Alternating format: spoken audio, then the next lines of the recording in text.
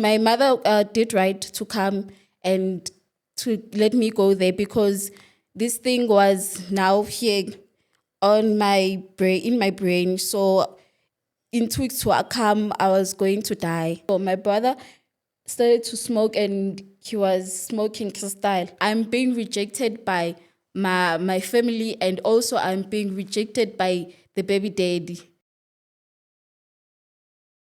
Welcome to the Safe Space Chats podcast with Madam Speaker. My name is Perseverance Maremeni, also known as Madam Speaker, also known as the CEO of Self-Love. If you're joining for the first time, welcome to the family of healing, self-love and motivation. And if you're returning, thank you so much for the continuous love and support that you are showing us. We are recording at number 7 Cedric Road in Isandovale. So if you want to come through as a guest, you're more than welcome to hit us up on the number that's appearing on the screen right now. And also if you want to come through to maybe record your own episode, you want to start your new thing, you're more than welcome to come through. This is the home of creatives. But anyway, as usual on the Safe Space Chats podcast, we always have somebody sitting right next to me. And today is no exception. We have someone sitting next to me. Our beautiful young lady is going to introduce herself and we're going to go straight into the episode of today. Hello, my darling. Hello. How are you? I'm good, and you? I'm good, thank you. Please introduce yourself to the people at home. My name is Mbali Mgubanto. I'm staying at Soweto. Okay. That was straight to the point. This episode, I have a feeling it's going to be a quick one.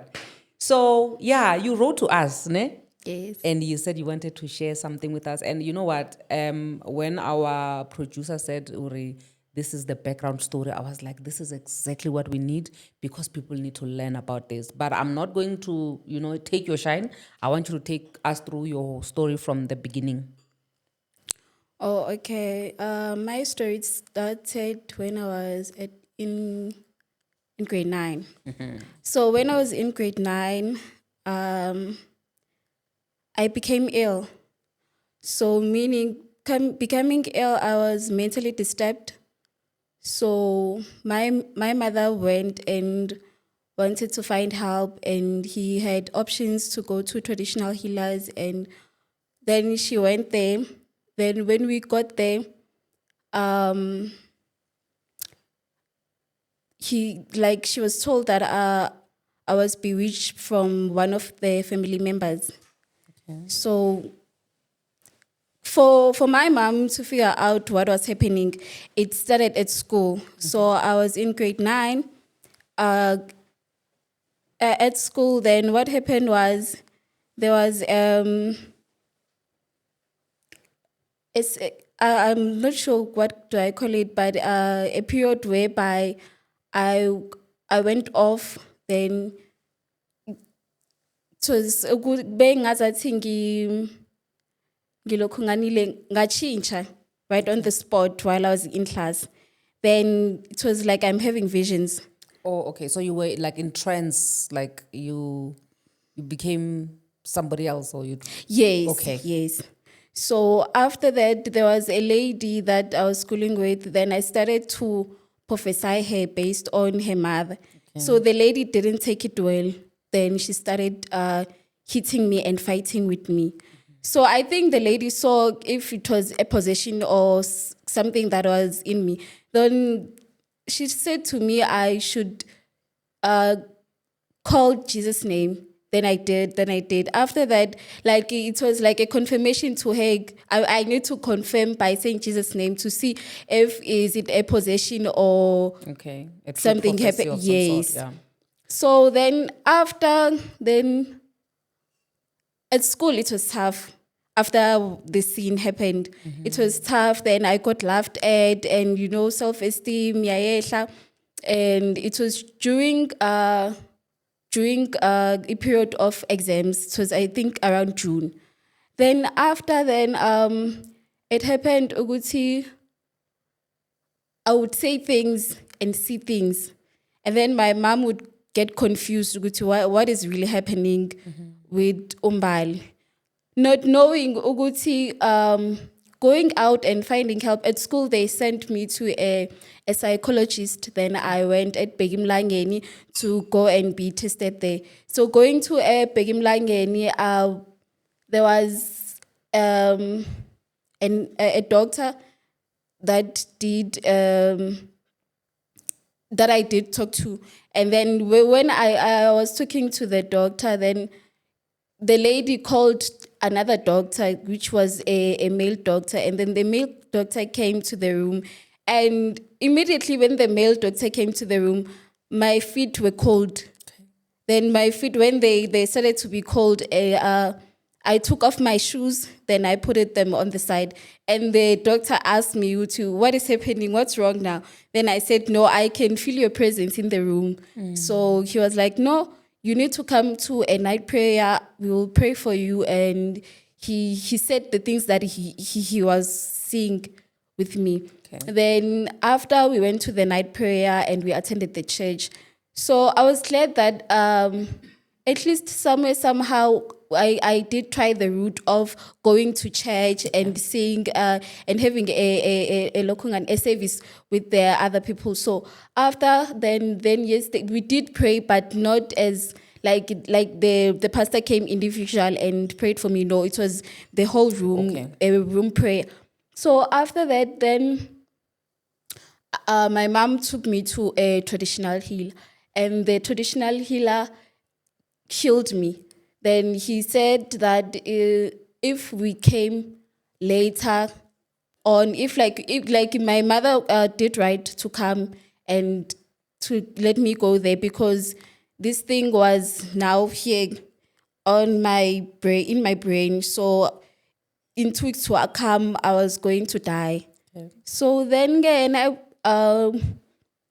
he gave us things to do, and he gave us medicine for me to drink. Then we went home. Then after that, I went through a healing journey. So to the whole situation, yes, the traditionalist said I was bewitched by someone at home. But for me, I felt as if it was the pressure that I got, because at the Begimlangeni, they said I didn't have a depression. It was an episode. So I felt then they said I was not mentally ill, but it's something that can be healed by me coming to their sessions at Begimlangeni. So I didn't go for session at Begimlangeni, but for me it was like this thing of mine.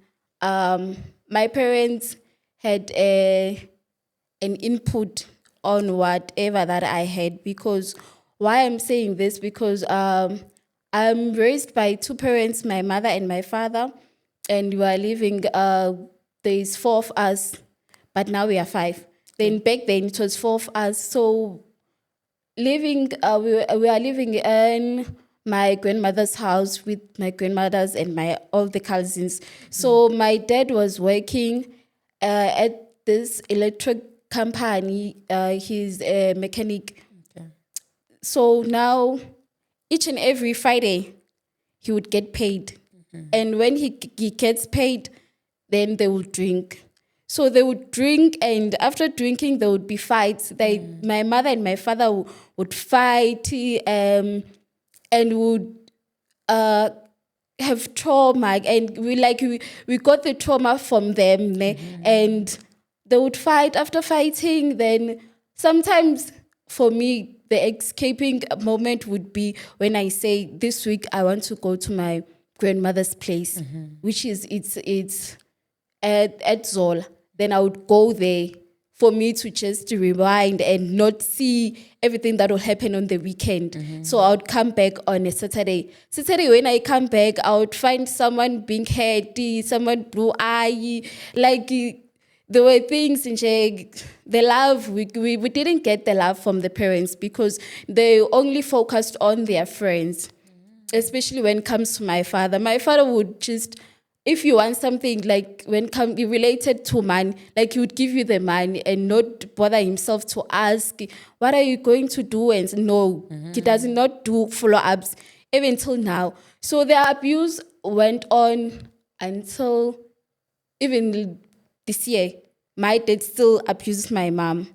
So on the journey, when I was trying to heal, it was a process whereby still my father would not give my mother a support system. So sometimes for him, he would just abuse my mother in front of me. And he would say words of, Ellen, why ungathethi why ungatshela uMbala hamba yodlala ney'ntanga zakhe ngaphandle, mina ngifuna ukulala nawe, ngifuna ukukubhebha. And those words, I'm in my healing journey, and I'm not mentally strong enough to go and face the world. Like, I need a support system. But no, my father would just say, hamba dlala ney'ntanga zakho, ziyadlala out there, phuma now, phum. And I would be kicked out of the house to go and play by force, not willingly, but being forced. So having to hear those words, umntana akakalali ebusuku, it was, we were living in a one room. So it was divided by the furniture.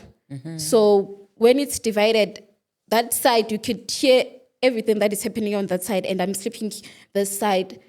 And my father would say, Mbala akalali yazi ebusuku, angazi why angalali. And then mina ngifuna ukukubhebha, ngizokubhebha kanjani yena angalali. Muz uyamove, uyashake embedeni. And you were a child? Yes, I was 15 years old by that time. I would get confused with what's happening.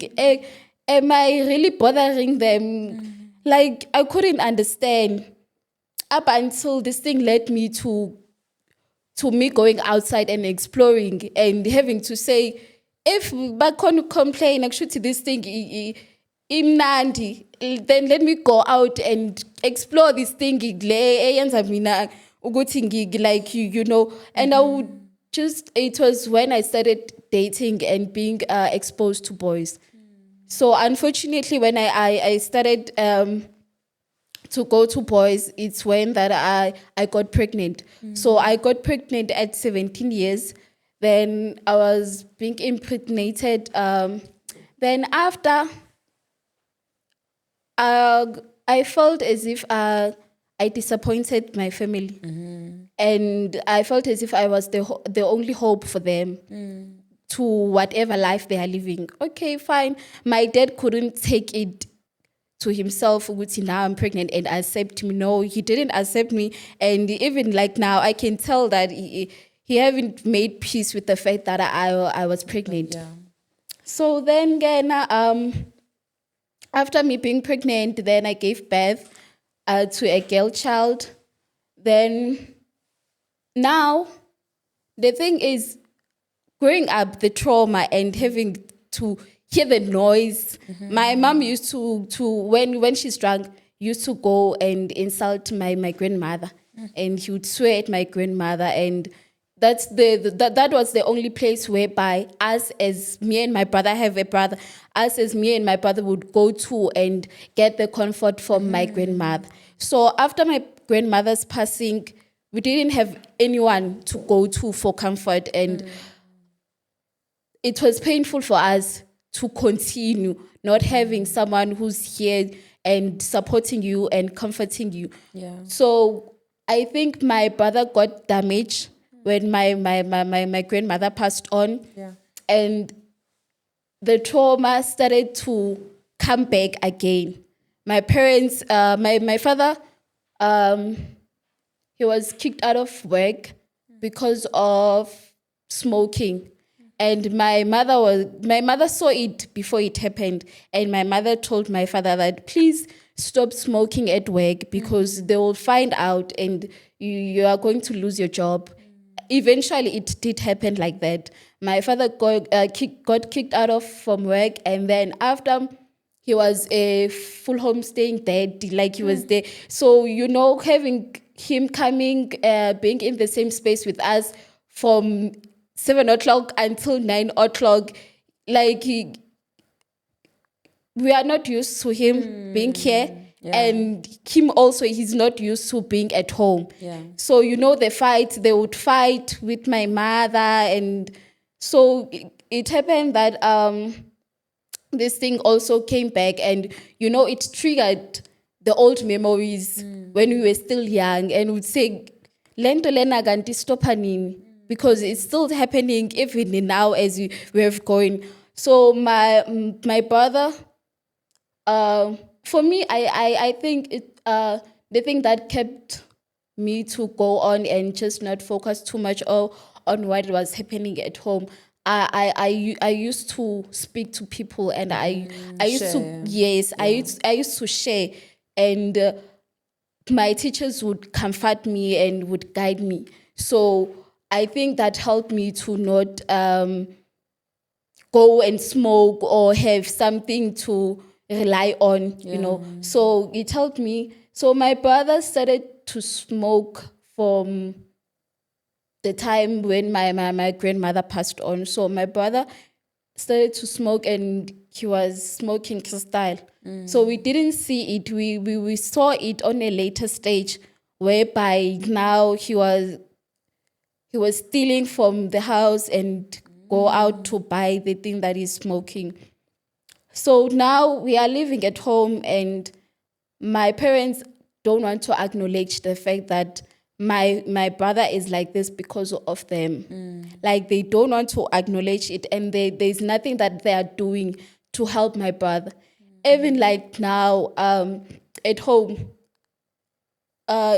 things like sugar, tea bags, soap, they hide them from my brother. So I'm not sure where must I go to find help for my brother, because what they are doing, they need to understand that they are the ones who sow the seed. For my brother to be like the way he is right now, it's because of them. My brother wouldn't have smoked the crystal if he was getting the good treatment and he was getting the love from home. So, now I'm faced with the situation whereby I need to think for my brother, think for myself, and think for my kid at the very same time. Because now I really do think my brother needs help, and it's early for him. He can change. Yeah, he can fight for his life, because right now he wants to stop smoking. But the thing is, at home, they are pressurizing him also. When you are saying you want to change, you are expecting people to help you and to Support you. Yes, and to support you. But my mother and my father, they are not there to support him. They are not. And now we are living in a family house. When it comes to a family house, who owns it, who must not own it, who gets the money, and it's so tough. It's so tough. So, and with me having to go to challenges, I'm facing challenges as I am a mother. I'm a single mother raising my daughter, and it happened that early this month,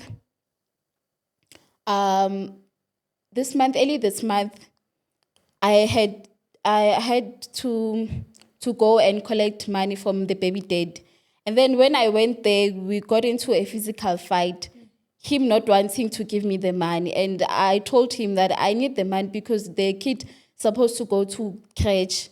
So I need to pay those school fees and stuff. Then the guy didn't want to give me the money, and up until he started beating me. Then he beat me after I went and opened a case.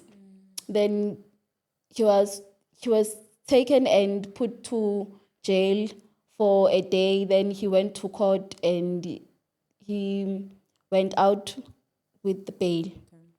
Then after he was out, he came and went to the police station and opened a case for me, saying that I came in his room and damaged his properties. So the police came and took me. Then I had to be in jail for a day. Then the following day, I went to court. So going to court, I had to find a lawyer and pay for the lawyer. Luckily, my NSFAS money was paid off. So I had to use that money to pay for the lawyer. So I paid to the lawyer, and we went. And then I was released on a bail. So after being released on bail, I had to go and attend the next court date. Then I went to attend, and I also, like, for each and every appearance, I have to pay for the lawyer. So I went there now. So eventually I had to drop the charges since, well, the baby daddy has a case on me, then I also have a case on him. So Okay, so the we, both of you cancelled it. yes, Okay. so we cancelled the case. So now we also have to go and appear again at court for the magistrate to see that we both cancelled the case and we did open a protection order for each other.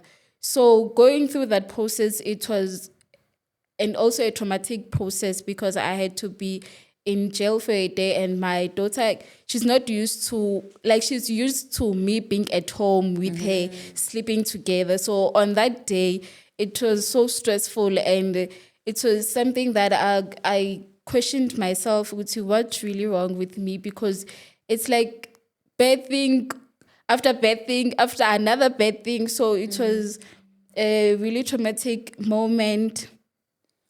So before you proceed, my darling, when you look at your situation with your baby daddy and you look at your situation between your mom and your dad, do you see any do you feel like history is repeating itself? Do you feel like you are now a continuation of them, or what are the lessons that you are taking from the parents? In terms of the lessons,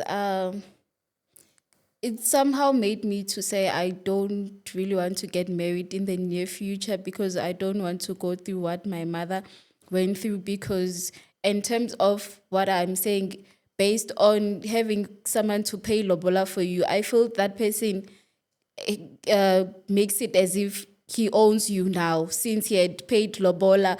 You has assets now. So it's just made me to say I don't want to get married. And in terms of the baby daddy, it's like having rejection. For me, it's like getting a rejection. I'm being rejected by my family, and also I'm being rejected by the baby daddy. So it comes back to me again saying, Shruti, there's something wrong with me. Yeah. So throughout this whole thing, because I believe that you spoke about seeking assistance traditionally, but when it comes to the psychology part of it, when it comes to just your mental well-being and you being okay and just going through, have you attended any therapy of some sort? For now, there's these things of studies. So I'm going a study. I'm going on a study that is from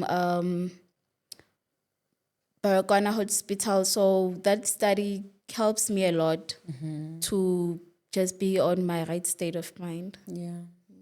So, okay, so what type of assistance would you like to, do you think your brother needs at this moment? I think my brother at this moment needs to get needs to go to rehab, and then be rehabilitated, and then after that, then he needs to get a job. At least if he has a job and he has something to focus on, I don't think that he would go back to using drugs. Okay, and also when you look at the situation between your mom and dad, let's say maybe there's somebody out there who's watching, who's in a similar situation, and they're raising kids who are still young, and they have a spouse that they're always fighting with them and the works. What advice would you give that adult today based on what is going to happen to their children a few years down the line? The thing is, have a mother and a father that always fights, it becomes a trauma to the kids. And if anyone out there is on the similar situation, I could really advise them to stop fighting in front of the kids.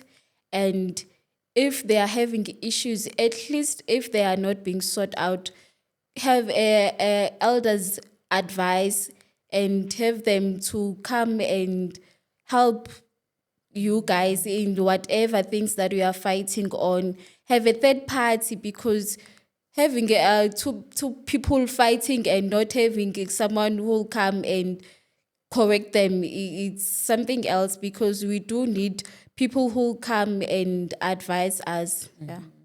Okay, I think we spoke about your brother, maybe the type of help that your brother you think he needs.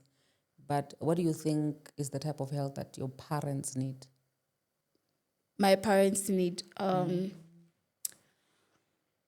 you know, my parents are those old people who will who won't say they need help. Like they don't speak. Like And if it was up to you, what do you wish your parents could do maybe to make that relationship better? I think going to marriage counseling and get and be assisted on how to juggle around the marriage thing, because I think it's it's a problem for them. Like I feel as if they're doing something that they don't know. Like two people having each other and not knowing how to navigate the relationship. So I think they need marriage counseling. No, I agree with you on that one. Is there anything else that we have left on your story? Because I've been just asking questions, but if there's something that you want to go back on. Just having to say to the baby daddy, please do your best. You're not doing it for me, you're doing it for your child. Like the kid is young, 3 years old, he still has a chance to do the right thing and just maintain her daughter. Yeah. Sure. Yeah, that's another one also, ne, of the baby Yeah. daddy not wanting to maintain the child. And looking at the young Bali, out there who is watching, who's about to make maybe mistakes also that can lead them into having a child with somebody who does not even want to be present. What advice can you give them? I would say focus on school and just forget about friends. Don't listen to your friends and don't let them influence you on doing things that you don't want to do. Yeah. You know the right thing that you should do, and just be strong and focused. There's nothing else that you haven't touched on that you wanted to touch on today? I think getting help on paying the lawyer, since I'm going to attend. Okay, wait. So the issue of the cases between you and your baby daddy, is it not sorted? No, we You still still have have to to- go and appear For again. the last time? Yes. So how's the relationship between the two of you now? There's no relationship. No, there's no relationship. Okay. But he's still not helping you with the child. Yeah, I even went on to apply for maintenance. You've applied for maintenance. Yeah. And what has been the outcome? Or are you still waiting to appear? Yes, we're still waiting to appear. Do you also need a lawyer for that? No, in terms of going to close the case, I've paid the lawyer, so the lawyer will have to appear again on the stand and say Mbali is dropping the charges, and here is the statement of dropping the charge, and here is what is this konje protection order. So I'll still have to pay again the lawyer. Okay, can I ask you, Ore,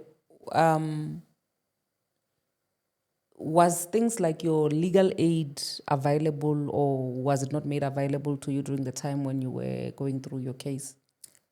What happened was I was inside, and when you are inside, you don't have access to Okay. the outside people. So this lawyer came inside and said to me, Mbali, your parents said I should be the one who is going to represent you in court. So when he went outside, he said outside, Mbali says I should be the one that will represent her in court. Okay. So at that moment, I had the money from NSFAS, so I paid the lawyer. I sent the instant money, and then I went on the stand and I got bail, which he was representing me. Then afterwards, when I came out, it's when I had a chat with my parents, and I asked my mother, what happened? Like, why didn't you opt for a free lawyer? And she was like, no, Mbali Mosek, it's not you who said the lawyer should. I said, no, the lawyer came to me and said. And so it was a matter of Fuguti. We're just glad that I'm out. Okay, but then at this point, it's not going to be that free lawyer cannot be applicable to you anymore, since you've already started with the case. For Is it now, too late? for now, I'm not sure if I can still opt for a free lawyer. Okay, maybe somebody in the comments will maybe let us know, those who know best, to say how easy is it to change from one lawyer to another, so that if that is the option, that it can be that. But if there's something else that other people can help you with, then also that can help. Yeah. Is there anything else that we have left? No. That's all. Okay, for those who want to reach out to you for assistance, where do they get a hold of you? It's on WhatsApp and it's via email. Okay. Do you mind sharing your WhatsApp number? Okay, my WhatsApp number is 065 717 0102. Okay, and your email address? Mbali Mgubanto 703 @gmail.com. Okay. All right, no. I believe that those who are going to, try to reach out to help you, they will be able to access you on those two.